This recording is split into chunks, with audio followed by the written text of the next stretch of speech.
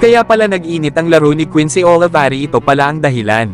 Pero bago yan, Stephen A. Smith nagbigay naman ng pahayag sa kanyang palabas na First Take. Ito nga ay patungkol sa Los Angeles Lakers. Sinabi nga ni Stephen A. Smith na maaari nga daw na itong Lakers ay mas maging title threat pa kesa dito sa Memphis Grizzlies ngayong season. Para kasi kay Stephen A. Smith ay hindi naman daw kasi isang malaking banta ang Memphis sa West. Lalo at ito nga daw si LeBron ay gagawin pa rin daw kung ano ang kanyang ginagawa. At sa palagay pa ni Stephen A. Smith ay gugulatin daw ni JJ Redick ang maraming tao kung gaano ba ito karapat-dapat bilang isang head coach. Habang sinabi din ni Stephen A. Smith ang isyu ng Memphis Grizzlies at ito nga daw ay si Ja Morant na nagpagulo sa kanilang kupunan. Kaya naman ay hindi pa daw sapat ang kupunan ngayon ng Memphis Grizzlies. Yan nga mga idol ang mga sinabi ni Stephen A. Smith para sa Los Angeles Lakers.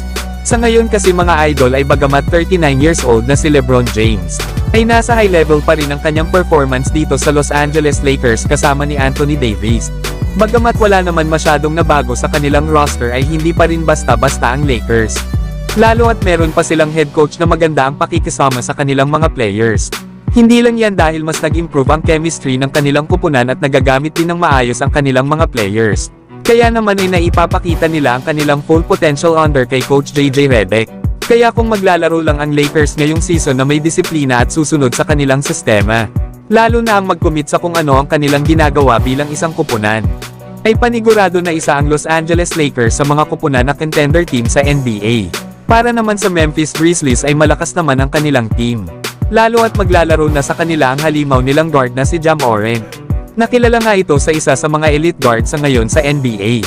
Na kung magagawa ni Ja Morant na makaiwas sa mga gulo at mag-focus sa kanilang kupunan para manalo, ay walang duda na isa ang Memphis Grizzlies sa mga contender team sa lahat ng team sa West.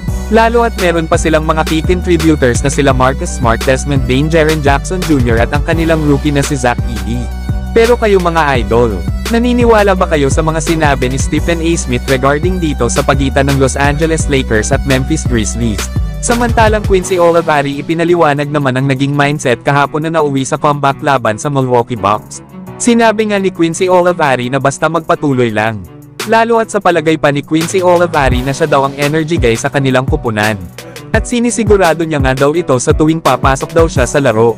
Ibinibigay niya nga daw ang lahat ng positive na energy sa kanyang makakaya.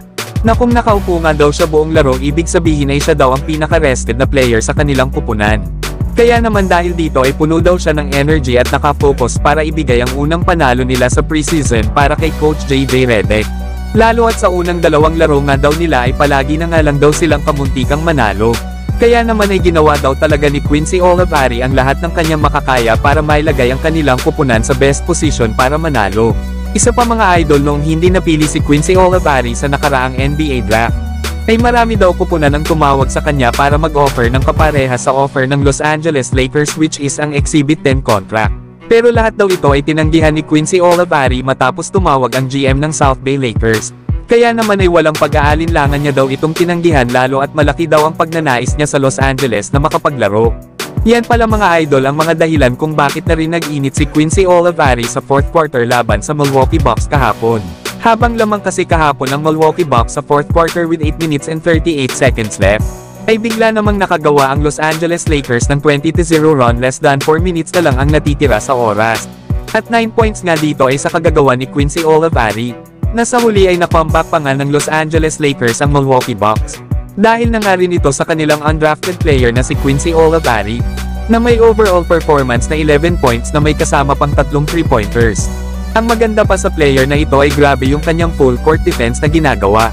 Na magkaganon pa man mga idol ay inaasahan pa rin na sa G-League ito mananatili after ng preseason sa kupunan ng South Bay Lakers. Pero kayo mga idol, ano ang masasabi nyo dito kay Quincy Olivari?